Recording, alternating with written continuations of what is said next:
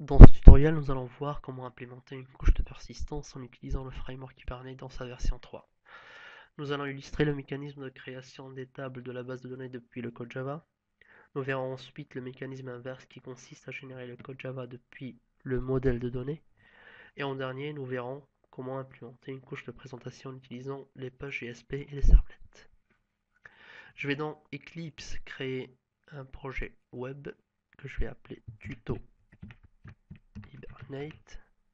Je vais dans un premier temps ajouter les librairies Hibernate nécessaires. Je clique droit sur le projet Build Path, configure Build Path et j'ajoute la librairie Hibernate. Ok. Maintenant, mes jars ils sont disponibles dans le class path. Je vais ajouter à mon application le fichier hibernate.cfg.xml personnalisé. Un petit refresh. J'ouvre le fichier. Et voilà. Donc mon fichier personnalisé. Ma base de données s'appelle Hibernate exemple. Je vais créer deux bins client et client détail. Donc je commence par client que je vais mettre dans le package com.tetra.forward.model.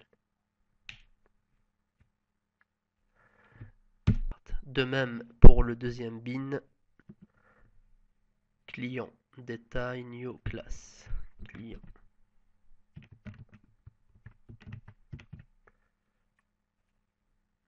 Sauvegarde. Maintenant pour dire à Hibernate que je veux persister la classe client, il suffit juste de la noter par la notation entité. Mon paramétrage est fini, il me reste juste à tester ça. Donc je vais dans source, je vais créer un autre source test. Finish. Je vais créer une classe de test que je vais appeler test forward. Donc le package com.tetra.forward.model.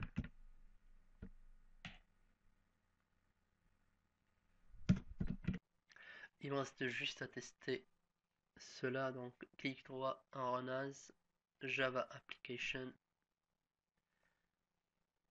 Voilà, je vois bien qu'il a créé deux tables, client et client détail. Il a fait deux inserts, donc client détail et client. Je vérifie ça dans la perspective Database Development, j'actualise. Je vais voir mon schéma, mes tables, et voilà, ils sont là, ma table client et client détail. Je vérifie les données, mon client créé avec le foreign key normalement qui doit correspondre au premier key de la table client détail. Parfait. Cela clôt la partie génération forward. Nous allons aborder maintenant la génération reverse qui consiste à générer le code Java depuis la table. Pour la génération reverse, c'est-à-dire générer le code Java automatiquement à partir de la base de données, on va utiliser les Hibernate Tools. Mon fichier de configuration prêt, il me reste juste à générer le code de mapping automatiquement à partir de la base de données. Donc dans Windows, Open Perspective, Other, je vais dans la perspective Hibernate. Dans Run, je choisis Hibernate Code Generation Configuration. Je choisis une nouvelle config, je l'appelle HIB config. Je choisis ma console, le chemin,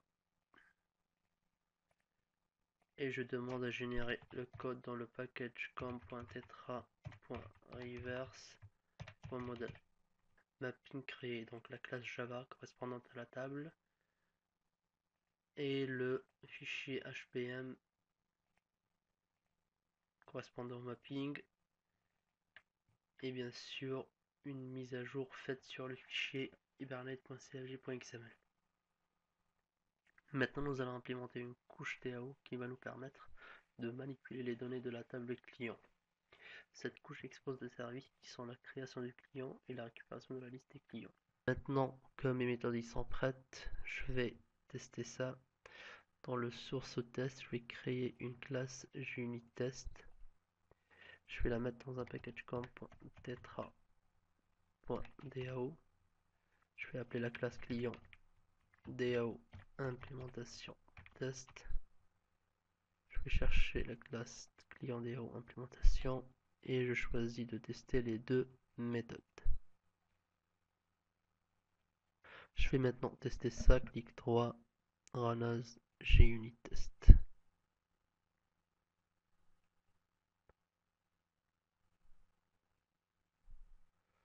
Donc mes tests se passent bien et dans la console j'ai l'ID client 3. La couche de persistance finalisée, donc je vais mettre en œuvre la couche de présentation. Je vais commencer par créer une servlette, je vais la mettre dans un package comme tetra.web. Je vais l'appeler servlette insérer. Cette servlette insérée va appeler le DAO pour insérer un objet client. Je vais ajouter la méthode init. Je vais déclarer un attribut private static client DAO client DAO. Je vais ajouter les imports. Je l'instancie au niveau de la méthode init.